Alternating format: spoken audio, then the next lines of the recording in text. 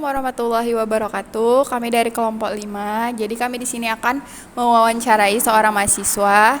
Dan perkenalkan, nama saya Aura Cinta Ramadhani. Nama saya Laras Mulia Sari. Nama saya Naswa Zahra.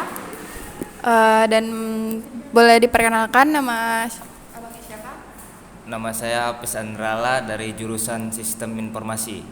Oke, terima kasih. Oke, pertama-tama saya akan menanyakan ya. Bang siapa tadi namanya? Sorry. Apis. Bang Apis sebelumnya udah pernah dengar nggak soal tentang OCD gitu? Belum pernah. Belum pernah ya.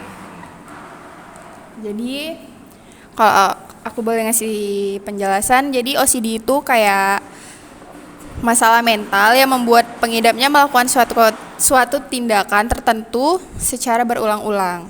OCD sering berpusat pada suatu motif, misalnya takut kuman atau kewajiban mengatur benda-benda dalam pola tertentu. Gejala ini biasanya dimulai bertahap dan bervariasi sepanjang hidup. Karena itu, OCD adalah masalah kesehatan mental yang dapat mempengaruhi kehidupan penderitanya secara keseluruhan. Oke, contohnya bisa Wawain jelasin? Oke, jadi ciri-ciri OCD itu seperti kayak ketakutan ekstrem pada suatu objek, terus toleransi ketidakpastian yang rendah atau takut berbuat salah, gitu kan. Terus kita tuh takut menyakiti perasaan orang lain atau perasaan diri sendiri. Yang keempat itu kita tuh selalu bertanya dengan pertanyaan yang sama berulang-ulang kali untuk meyakinkan diri sendiri. Terus juga suka ngecek sesuatu sampai berulang-ulang, kayak misalnya aku udah cuci tangan belum ya tadi, aku udah matiin kompor belum ya tadi gitu. Terus ada juga kan pasti OCD itu pasti ada faktor dan penyebabnya ya kan. Boleh Laras yang jelasin apa itu faktor dan penyebabnya? Nah, jadi itu faktor dan penyebab dari OCD itu ada dari faktor genetik kan. Terus juga ada pengaruh lingkungan sekitar, terus juga gangguan emosi dan trauma. Nah, selanjutnya itu saya akan menanyakan, menurut kamu dari yang kami jelasin, apa sih OCD itu? Gangguan mental gitu, OCD itu. Yang kalian jelasi gitu. Oke, kita langsung masuk ke pertanyaannya ya. Selama abang hidup ya, abang pernah ngerasa nggak sih abang itu punya maksudnya kayak kesehatan mental, maksudnya kayak gangguan mental gitu, atau abang ngerasa sekitar abang ada yang punya gangguan mental atau enggak gitu? Kalau di sekitar ada gangguan mental. Orang-orang gitu. Teman dekat, Teman dekat. gangguan mentalnya seperti apa? Ya seperti dia frustasi dengan ekonomi dia gitu. Dia sering buat kesalahan juga gitu. Jadi kayak dia nggak percaya sama diri dia sendiri karena faktor yang terjadi ya. Iya. Jadi kalau menurut pandangan abang nih, gimana cara abang buat kawan abang itu dia nggak merasa sendiri dan nggak merasa kesepian dengan semua yang udah terjadi? Ya harus ditemenin lah biar dia mau meningkatkan rasa pede dia gitu. Biar mau bekerja gitu, biar nggak apa kali lah gitu. Biar nggak ngerasa sendiri terus ya. Ya. Jadi dibantu Oke. Sebagai teman. Oke. Tapi kalau di sekitar abang atau abang sendiri pernah nggak sih ngalamin kayak aku tuh harus ngelakuin sesuatu yang berulang-ulang gitu, atau kayak misalnya udah ngelakuin sesuatu nih, tapi abang kayak di dalam hati ini, aku udah belum ya, udah ngelakuin belum ya gitu, ngecek lagi gitu, mastiin untuk buat hati abang tenang. Belum ada. Belum pernah ya? Belum pernah sama sekali. Nah, selanjutnya itu menurut kamu ada nggak sih teman kamu yang mengalami OCD? Ada.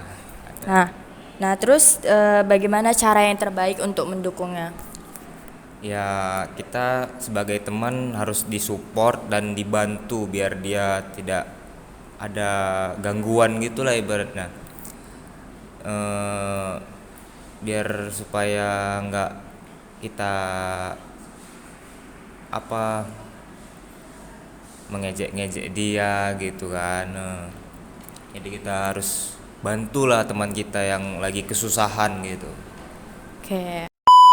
Kamu pernah nggak sih ngerasa kayak kamu kan temenan nih sama dia gitu kan, terus dia itu di depan kamu ngelakuin sesuatu yang berulang-ulang, atau dia merasa dia itu takut untuk ngomong karena dia takut itu nyakitin untuk kamu atau untuk orang sekitarnya gitu. Pernah nggak kamu ngerasa dia kayak gitu?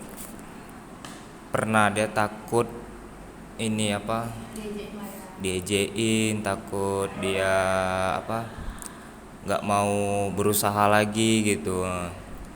Jadi dia ya udahlah, mending dia nggak mau ngelibatkan temannya gitu, mending dia pendam sendiri daripada kawan-kawannya kena gitu. Terus menurut kamu nih, hal yang harus kamu lakuin selain mensupport atau kayak kamu ngasih dukungan itu apa sih? Misalnya kayak kamu ajak dia ngobrol atau solusi biar dia tuh bisa ngobrol sama kalian gitu. Dikasih solusi sih biar dia makin tinggi tingkat kepercayaan dia gitu, dikasih solusi gitu. Tapi yang kami tahu, orang yang memiliki gangguan OCD itu, dia itu selalu punya ambisi yang nggak masuk akal untuk kita. Maksudnya kayak dia bisa ngelakuin apapun yang menurut dia tuh harus dapet itu loh gitu. Dia harus aku harus bisa ngedapetin ini, aku harus bisa, pokoknya semua tuh harus bisa dia. Menurut kamu gimana sih cara kita mencegah biar dia tuh nggak terus-terusan kayak gitu? Apa ya, dia supaya mencegah gitu ya? Iya, mencegah biar dia tuh nggak ngerasa apapun yang dia mau tuh harus dia dapetin gitu. Karena kan ada beberapa yang semua yang kita mau tuh nggak harus kita dapetin kan, nggak bisa kita dapetin gitu. Jadi menurut kamu gimana? Ya intinya dia mau ngomong aja lah, kalau emang apa mau ngomong sama temannya gitu. Nggak ngelakuin hal nekat ya? Ya nggak mau hal nekat gitu ya. Okay. Sebagai penutup, penting untuk kita pahami bahwa OCD bukan sekadar kebiasaan suka kebersihan atau perfeksionis, tetapi merupakan gangguan mental serius yang dapat mengganggu kehidupan sehari-hari seseorang. Dengan pemahaman yang lebih baik, dukungan dari lingkungan, dan akses terhadap bantuan profesional, penderita OCD dapat menjalani hidup yang lebih sehat dan bermakna. Jadi mari kita hilangkan stigma dan mulai membangun ruang yang aman untuk bicara soal kesehatan mental.